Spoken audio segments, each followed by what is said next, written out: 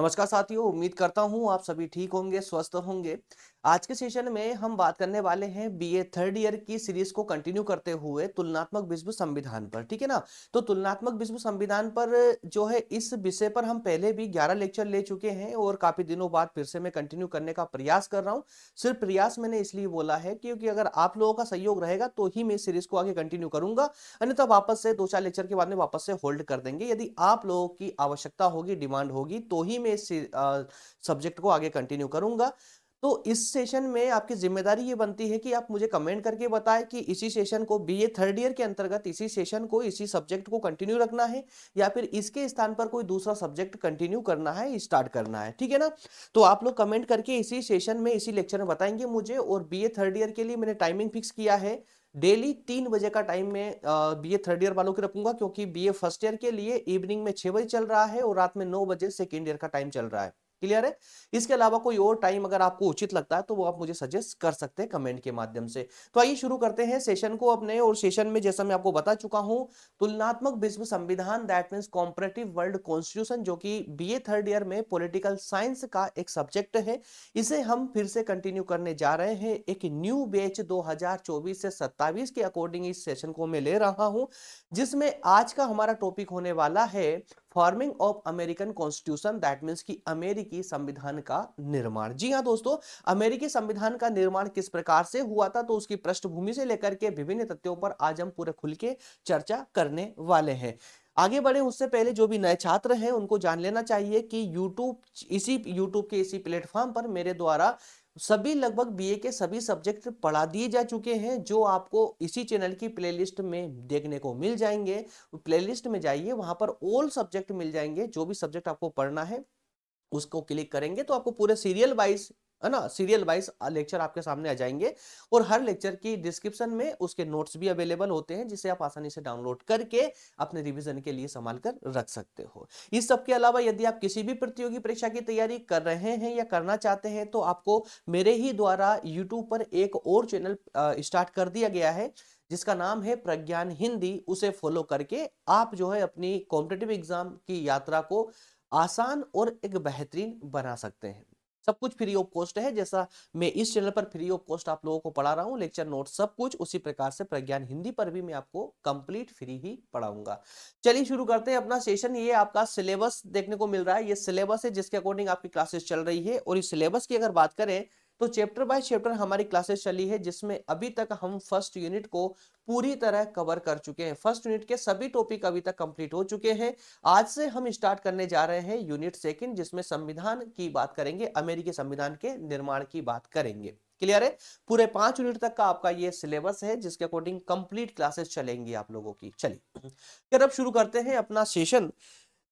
Table of content में देखते हैं कि क्या है आज पढ़ने का, मतलब कि अमेरिकी संविधान के अंतर्गत हमें क्या क्या देखने को मिलेगा। तो सबसे पहले तो हम अमेरिकी संविधान के निर्माण की पृष्ठभूमि पर चर्चा करेंगे कि अमेरिकी संविधान का निर्माण तो हुआ, वो अच्छी बात है, लेकिन उसके पीछे क्या क्या रीजन थे। अमेरिका में संविधान निर्माण की पृष्ठभूमि एक्चुअल में बनी कैसे, मतलब संविधान निर्माण की परिस्थिति उत्पन्न कैसे हुई। तो पूरी एक पृष्ठभूमि पर हम चर्चा करेंगे कि किस किस प्रकार से अमेरिकी वासी या जो अमेरिकी उपनिवेश थे वो किस प्रकार से स्वतंत्रता की स्थिति में आए, और स्वतंत्रता की स्थिति में आकर के सभी उपनिवेशों ने स्वतंत्र होने के बाद आपस में मिलकर के एक राज्य का, या कहें कि एक देश का निर्माण किया, और देश का निर्माण करके और उन्होंने संविधान का निर्माण किया। तो ये सारी चर्चाएं जो है हम आज पूरे स्टेप बाय स्टेप करने वाले हैं। उसके बाद में हम बात करेंगे सेकंड पॉइंट के रूप में अमेरिकी संविधान के निर्माण की। क्लियर है। तो सबसे पहले संविधान निर्माण की पृष्ठभूमि पर चर्चा करेंगे, उसके बाद में अमेरिकी संविधान के निर्माण की बात करेंगे, और अंतिम रूप से हम इसके स्रोतों को देखने वाले हैं कि अमेरिकी संविधान के स्रोत क्या क्या है। बस ये 3 बिंदु होने वाले हैं, जिसके माध्यम से हम ये पूरा सेशन कवर करेंगे। क्लियर है। चलिए शुरू करते हैं। तो ये टॉपिक संबंधित प्रश्न है, इसको एक बार पढ़ लीजिएगा आप लोग। चलिए सबसे पहले हम बात करेंगे अमेरिकी संविधान की पृष्ठभूमि की। तो दोस्तों अगर मैं कुछ शब्दों में कहूं, ये जो लाइन होती है ना, ये होती है आपके जो 2 नंबर, 1 नंबर, 2 नंबर प्रश्न आते हैं ना, उनके लिए। यदि मैं कहूं अमेरिकी संविधान के निर्माण की, तो दोस्तों अमेरिका जो है ना, विश्व के महानतम देशों में से एक देश रहा है। और अगर हम इसके इतिहास की बात करें तो लगभग इसका इतिहास 400 वर्ष पुराना रहा है। कितना 400 वर्ष पुराना रहा है।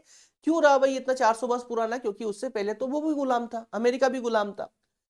तो अगर अमेरिका की बात करें ना, तो ब्रिटेन या कहें कि यूरोप के देशों ने अमेरिका का जो पूर्वी तट था पूरब की ओर, जो पूर्वी तट और यूरोप है ना के बीच में सिर्फ महासागर था। इसके अलावा तो यूरोप के देशों ने अमेरिका के पूर्वी तट पर लगभग 13 जो उपनिवेश थे, 13 क्षेत्र थे, उन पर अपना कब्जा जमा चुके थे। कब तक की बात है ये? 1760 की बात है ये।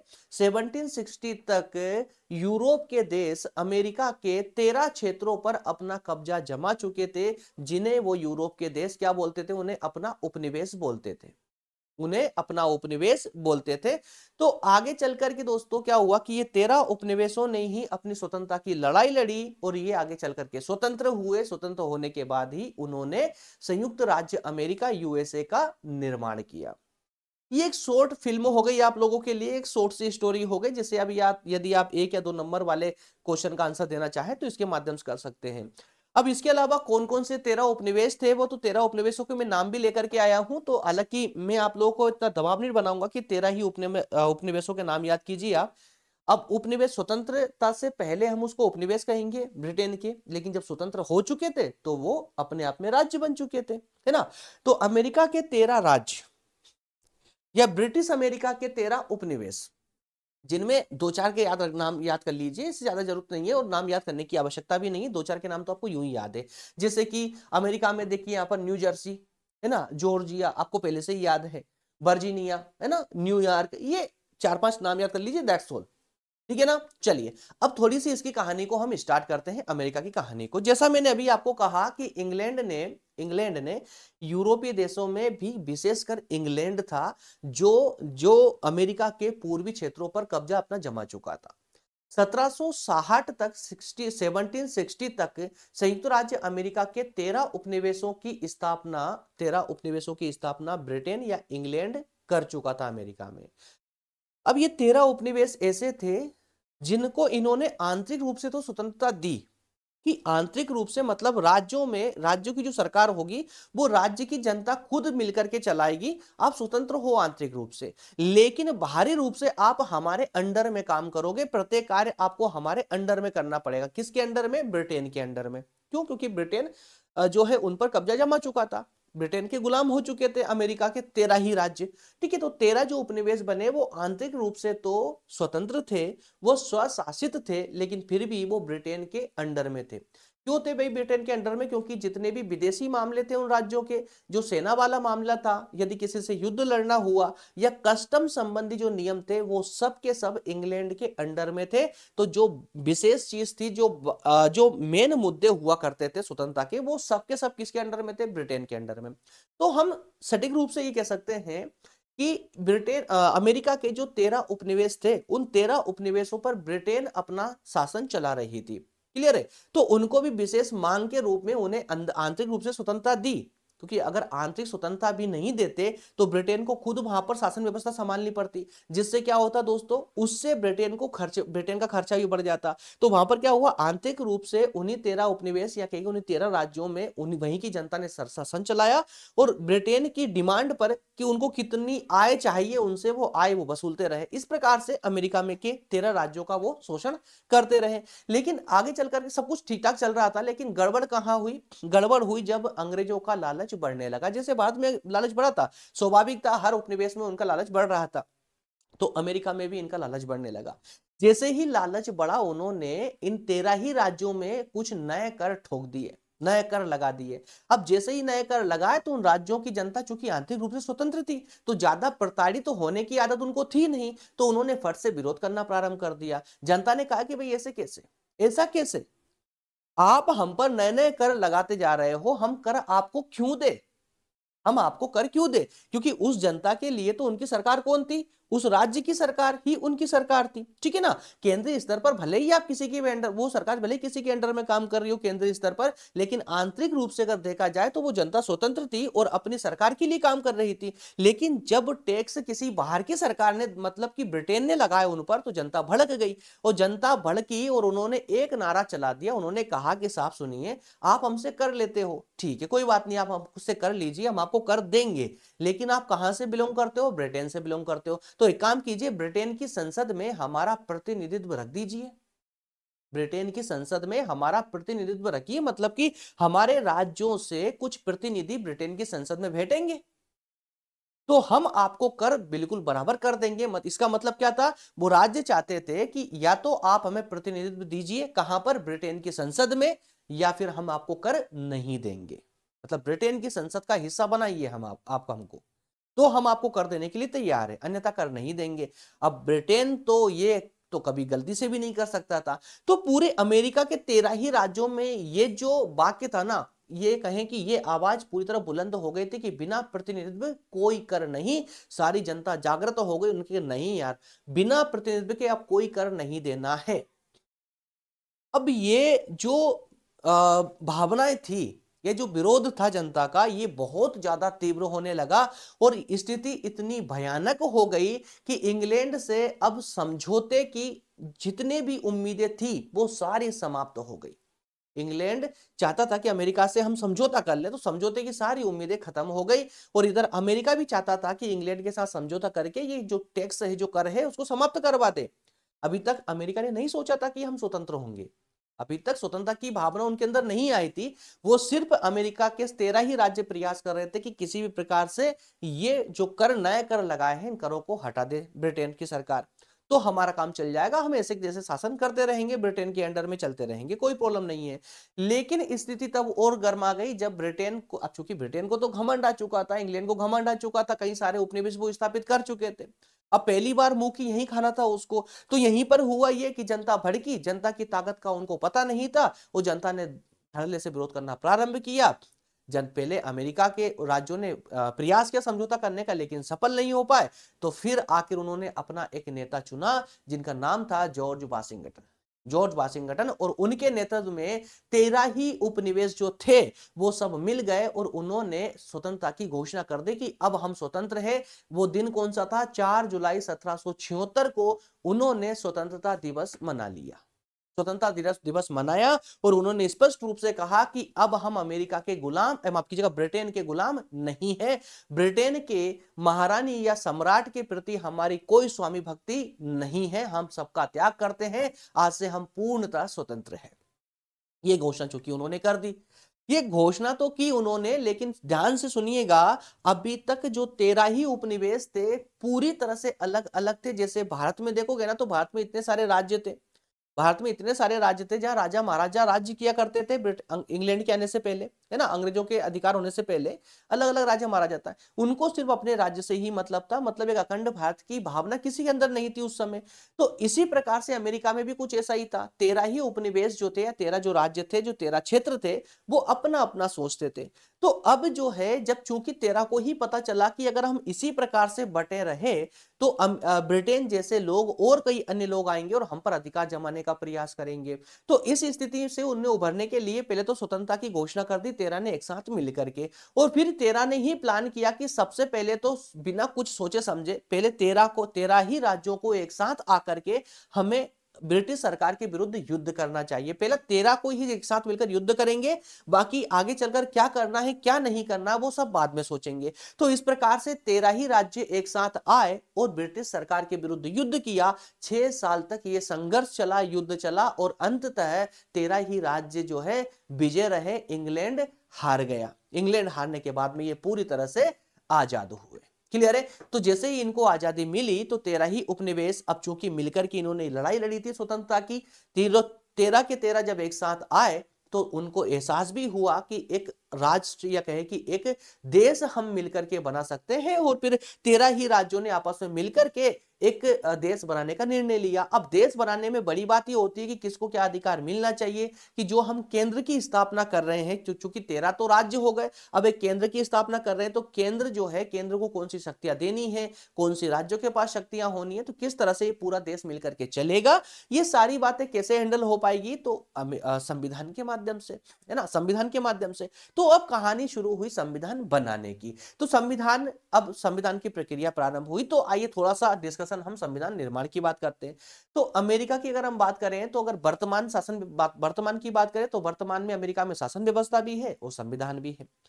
इस शासन व्यवस्था का, अमेरिका की जो वर्तमान शासन व्यवस्था है, इसके अगर हम मूल आधार की बात करें, तो जो 1787 में फिलाडेल्फिया कॉन्फ्रेंस के द्वारा जो संविधान बनाया गया था, कब, 1787 में, किसके द्वारा, जैसे हमारे यहां संविधान किसने बनाया था, संविधान सभा ने, इसी तरह से अमेरिका में किसने संविधान बनाया, फिलाडेल्फिया कॉन्फ्रेंस ने। फिलाडेल्फिया कॉन्फ्रेंस ने कब बनाया, 1787 में, 1787 में संविधान बनाया।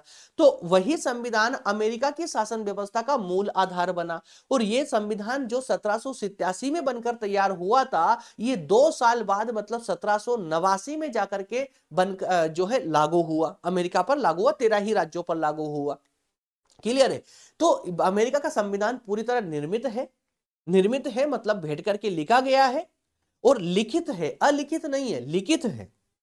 इसके बावजूद 234 वर्ष या उससे भी ज्यादा के समय में ये धीरे धीरे आगे चल करके विकसित भी हुआ। इसका मतलब ध्यान सुनिएगा, कंफ्यूजन नहीं रहेगी आपके अंदर। देखिए, जैसे भारत का संविधान क्या है, निर्मित भी है और लिखित भी है। निर्मित है, लिखित है, उसके बाद भी क्या आगे चल करके उसमें परिवर्तन नहीं हुआ। परिवर्तन मतलब संशोधन, परिवर्तन मतलब संशोधन। जो संशोधनों के माध्यम से संविधान धीरे धीरे परिस्थितियों के अनुसार बदलता है, उसी को हम कहते हैं आगे चल करके उसका निरंतर विकास हुआ है। तो अमेरिका का संविधान निर्मित और लिखित होते हुए भी 234 वर्षों से भी ज्यादा समय में यह निरंतर विकसित हुआ है और आज भी विकसित हो रहा है, जो वर्तमान का रूप धारण किए हुए है। क्लियर है। इसके अलावा दोस्तों, भारतीय, माफ कीजिएगा, अमेरिकी संविधान को लेकर के, या 1787 में जो अमेरिका का संविधान लिखा गया था फिलाडेल्फिया कॉन्फ्रेंस के द्वारा, उसको लेकर के मुनरो महोदय ने एक परिभाषा दी है। उन्होंने कहा कि 1787 का जो संविधान बनाया गया था, जो लिखा गया था, जो निर्माता थे 1787 के संविधान के जो निर्माता थे, ये उस भवन की मात्र नींव रखने वाले थे। मतलब एक भवन की उन्होंने सिर्फ नींव रखी थी, और उस भवन की नींव रखी, उसके बाद में उस भवन में खिड़की, दरवाजे, खंबे आदि लगाने का काम उनकी संतान ने किया।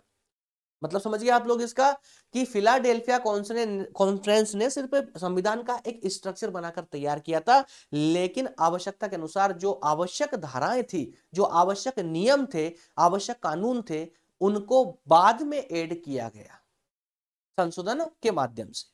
बात समझ आई आपको। चलिए, तो इसके बाद में अब हम चर्चा करेंगे दोस्तों इसके विभिन्न स्रोतों की। तीनों ही पॉइंटों को मिलाकर के ही आज का सेशन हमारा कंप्लीट होगा, और तीनों पॉइंटों को कंप्लीट करने के बाद ही आपको ये पूरा चैप्टर एक साथ समझ आने वाला है। तो अब हम बात करेंगे अमेरिकी संविधान के स्रोतों की। तो स्रोत कौन कौन से थे, मतलब किन किन स्रोतों से मिलकर के संविधान का निर्माण यहाँ पर हुआ था। तो सबसे पहले स्रोतों में हम बात करेंगे न्यायिक व्याख्याओं की। न्यायिक व्याख्या, देखिए यार, बेसिकली अब तक आपको दिमाग में ये बात क्लियर हो चुकी होगी कि अमेरिका का संविधान जो कि बैठ करके लिखा गया, फिलाडेल्फिया कॉन्फ्रेंस के द्वारा बैठ करके लिखा गया था, जैसे भारत में संविधान सभा के द्वारा बैठकर लिखा गया था, है ना। और लिखित रूप में संविधान था, प्रत्येक नियम, प्रत्येक धाराएं, प्रत्येक अनुच्छेद जो है लिखित रूप में था। ये सब ठीक है, लेकिन ये बताइए कि क्या आने वाले समय में 100 या 200 साल के बाद भी क्या परिस्थितियां वही रहेंगी जो 200 साल पहले थी जब संविधान लिखा गया था, या फिर परिस्थितियां बदल जाएंगी। तो बदली हुई परिस्थितियों के अनुसार संविधान भी तो बदला हुआ होना चाहिए ना। तो इसके लिए संविधान निर्माताएं विशेष रूप से व्यवस्था करके जाते हैं कि संविधान में आवश्यकता के अनुसार बदलाव भी किया जा सकता है, और ऐसी ही व्यवस्था अमेरिका के संविधान में भी की गई थी। लेकिन जब अमेरिका का संविधान धीरे धीरे धीरे आगे चलकर विकसित हुआ, तो किन किन बातों से विकसित हुआ, किन किन अन्य स्रोतों से विकसित हुआ, वो मुख्य स्रोत है हमारे आज के, जिनमें एक प्रमुख है न्यायिक व्याख्या है। न्यायिक व्याख्या का मतलब होता है जब सुप्रीम कोर्ट अपने निर्णय देता है और उन निर्णयों में कुछ ऐसी बातें बोल देता है जो संविधान में नहीं लिखी होती है, और संविधान की व्याख्या करते हुए सुप्रीम कोर्ट जब निर्णय देता है कि संविधान में ऐसा होना चाहिए या ऐसा है, जब किसी अनुच्छेद का अर्थ बताते हुए जब न्यायपालिका, जिसे हम सुप्रीम कोर्ट कहते हैं, है ना, जब सुप्रीम कोर्ट उसकी व्याख्या करता है, तो उस न्यायपालिका का जो निर्णय होता है वो निर्णय भी धीरे धीरे संविधान की धारा का रूप ले लेता है। बात समझ आई? इसके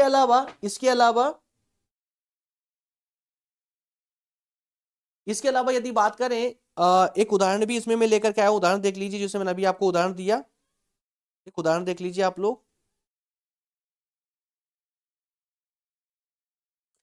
सर्वोच्च न्यायालय, अब देखिए सर्वोच्च न्यायालय संविधान की धाराओं को परिभाषित, सर्वोच्च मतलब पहले के संविधान में यह नहीं लिखा था कि सर्वोच्च न्यायालय संविधान की धाराओं की व्याख्या करेगा, समझिएगा।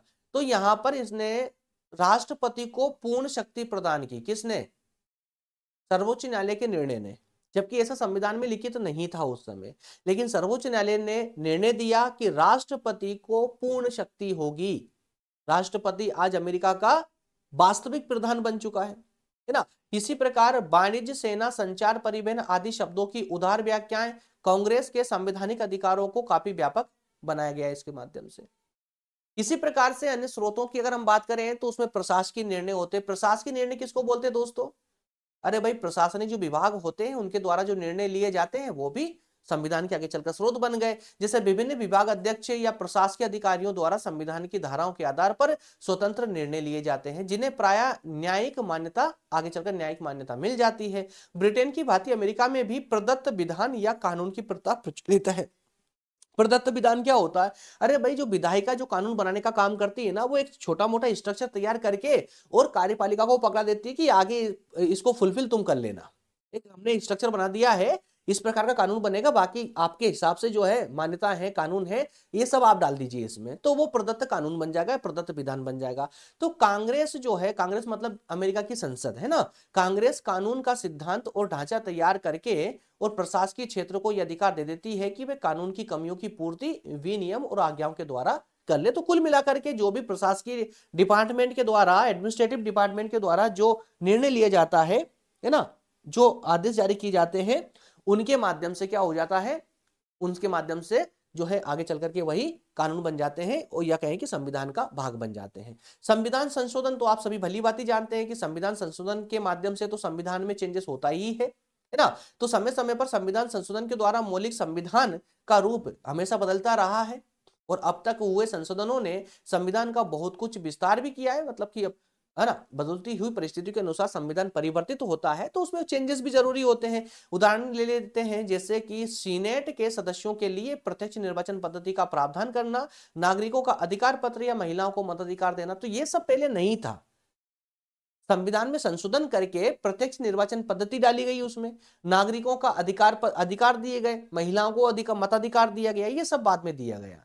उसी प्रकार से अन्य तथ्यों में राजनीतिक और नागरिकों की व्याख्या, राजनीतिज्ञों और नागरिकों की व्याख्या, ये भी संविधान का रूप ले चुकी। जैसे संविधान के विकास में राजनीतिज्ञों और सामान्य नागरिकों की व्याख्याओं का भी योग रहा। जैसे उदाहरण के लिए, राजनीतिक दल लाखों अमेरिकी मतदाताओं ने राष्ट्रपति की निर्वाचन पद्धति को बदल दिया।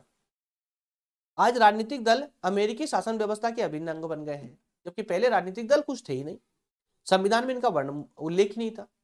बात समझ आई? इसी प्रकार से संवैधानिक अभिसमय, अभिसमय मतलब समझ रहे हैं, परंपराएं, जैसे ब्रिटेन में मुख्य रूप से चलती है परंपराएं, ब्रिटेन की भांति अमेरिका भी संविधान की मौलिक रूपरेखा में विविध रीति और परंपराओं ने इतना परिवर्तन कर दिया है कि बिना उन्हें समझे संविधान को समझना पॉसिबल नहीं है। ऐसी कुछ परंपराएं हैं, जैसे संविधान में दल प्रणाली की चर्चा नहीं थी, संविधान में दल प्रणाली की चर्चा नहीं थी, लेकिन व्यवहार में क्या हुआ, दल प्रणाली बहुत ज्यादा मजबूत बन गई।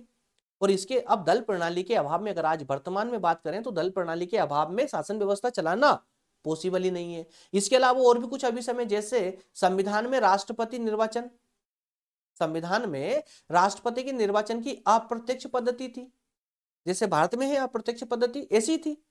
प्रारंभ में, लेकिन बाद में क्या हुआ, उस प्रथाओं ने क्या किया, राष्ट्रपति की प्रत्यक्ष निर्वाचन करवा दिया। इसी तरह से मंत्रिमंडलीय व्यवस्था भी परंपराओं का ही परिणाम है। उसी तरह प्रतिनिधि सदन, जैसे कि भारत में लोकसभा, वैसे ही अमेरिका में प्रतिनिधि सदन होता है। प्रतिनिधि सदन की प्रक्रिया, उसमें स्पीकर जो होता है उसकी शक्तियां और उनके महत्व, ये सब प्रथाओं पर ही आधारित है। इसी प्रकार से अभिसमय द्वारा ही यह नियम बना दिया गया कि प्रतिनिधि सदन के सदस्य उसी निर्वाचन क्षेत्र के निवासी होना बहुत जरूरी है जहां से वो चुनाव लड़ रहे हैं। इसके अलावा एक लास्ट बचा था आपका, जैसे कि जो वित्त विधेयक होते हैं, है ना, जिसे हम धन विधेयक भी कहते हैं। तो ऐसे वित्त या धन विधेयक कहां पर पहली वो कहां पर पेश होंगे, प्रतिनिधि सभा में ही पेश होंगे।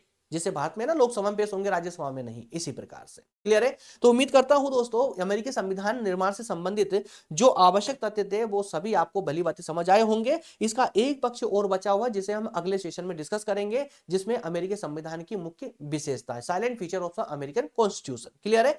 तो नेक्स्ट सेशन में तभी लेकर के आऊंगा जब आप लोगों की भर कमेंट आएगी कि इसको कंटिन्यू रखना है या किसी दूसरे सब्जेक्ट को स्टार्ट करना है। आप लोग मुझे खुलकर बताइएगा, कोई संकोच मत कीजिए। यदि देखिए मुझे पढ़ाना है, मुझे कुल मिलाकर पढ़ाना है, थर्ड ईयर की आप लोगों की रिक्वेस्ट पर ही थर्ड ईयर की क्लासेस कंटिन्यू करने जा रहा हूं वापस से, काफी दिनों के बाद में फिर से स्टार्ट करने जा रहा हूं।